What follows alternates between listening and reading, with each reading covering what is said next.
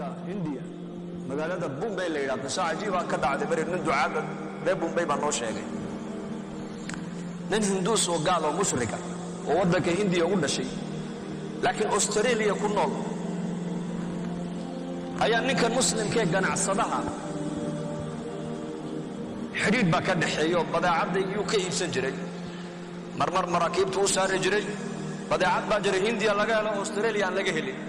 badeecadahaas markaa intuu ka soo dalbado ayuu lacagtana banka ugu soo shubi jiray isaguna aba cargo diyaarad u saari jiray ama container marka buu saari jiray ninkii maal qabeenka ahaa reer Australia ahaa Hindiga gaalka ahaa isagii inantiisii oo jaamiciyada iyo islaantiisii baa Bombay yimid ninkii taajirkii muslimkii markaa la kulmeen markaas badeecad buu iibsaday wuxuu yiri badeecadan tan adaa ka iibsaday ii soo saar diyaaradda cargo-ga lacagtina waa tan alaabtana aniga gaar meel kale uga soo iibsaday iigu darbukay markaas uu yiri waayadan qaraxyo iyo adduunka wala cabsoodaa oo qof walba waxa diyaaradda u saaray uu iska eega badeecadan aniga adiga soo iibsatay de ana ka iibiyo waan garano ana u qoolan wixii ka yimaada laakiin tan adaa ilay mid maxaa ku jira ii sheeg markaas uu yiri wax kale kuma jiraan ilaahan caabudaya ku jiro halkan ka iibsaday waa sanad yar oo san dheer oo gacmo badan oo Hindiya ay ku dhaxsanayaan oo lacag lagu iibiyo oo fara badan markaas uu culimada inaan soo weydiin in shariicadeedu ay saamaxayso in kale taajir markuu muslim yahay iimaan leeyahay tijaaradiisa wuxuu asaas uga dhigayaa ilaahay macrifadiisa tijaaradiisa wuxuu asaas uga dhigayaa maaragtaana inuu shariicada islaamka ku dhaqmo maxaa banaanayn maxay shariicadu banaanaysay maxaase ii banaanayn wuu soo noqday wuxuu yidhi waxay culimmadaydi igu yidhaahdeen ma bannaano haddaad u qaadid gaalnimadiisii baad ku caawisay waa khatar mana bannaano shariicada islaamka ma ogolo waana axaadiis saxiixu nabigu sheegay sal alla alay wasalam wuu sheegay u yaabay ninkii war intaa oo sanaan saaxiiba ahaynoon wada mucaamalonaynay maxaad igu qaadi weyday may ma qaadayo wax kale aniga wax kaloo xalaala haddaad ii keento waan kuu saaray diyaaradda laakiin kan ma qaadayo diintaydaana ii saamaxa inaan kuu qaado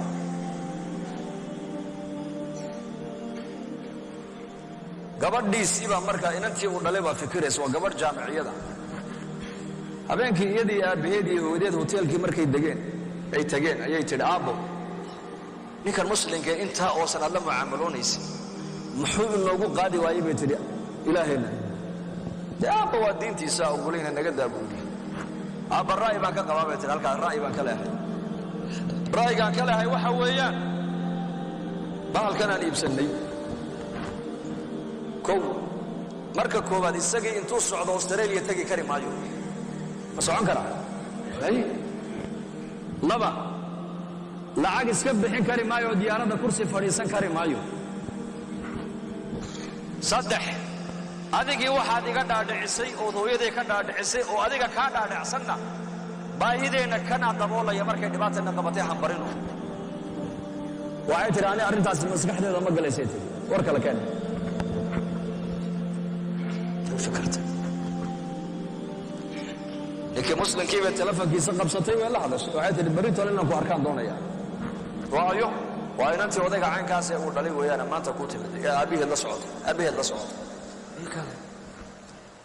dalbo marka ku martay qaaday markay u timid wuxuu marka islaantiisii uu soo kaxaystay xijaaban oo gabadh mutadayinada markaas uu soo gashay hoteelkii halka bay gabadhii fadhiisatay waxay tiri anu adigaan kula ballameen ruuxan kale kula fadhida maxay tahay wuxuu yidhi ruuxan kale waa xaaskayga diintayda islaamku ima oggolaanayso inaan adiga kula keliyoobo limaada waan ku geeya adiga maxram baad ii tahay maxram imatii maxram baad u baahan tahay nebi maxamed baa yidhi ninna naaga ajaaniba inuusan la keliyoomin ilaa maxramkaygoo la jooga mooyaane calayhi salaatu wasalaam taana horta qac bay ku tiri qalbigeedii diin baa yaa meesha taalle waxay tiri su'aal baan ku weydiinayaa diintaadu adiga waa maxay waa islaam iyaad aaminsan tahay sheeg allah baan aaminsanahay laa tudrikuhu al-absaar wa huwa yudriku al-absaar cirka abuuray dhulka abuuray marka halkii fursad waxay u noqotay inuu ninkii gabadhii dacwada siiyo inay iyadii halkii ku islaamto inay hoteelkii ku noqoto inay hooyadeedii aabbaheed ay ka dhaadhicisa diinta islaamka oo labadii waalid oo da'waa weyn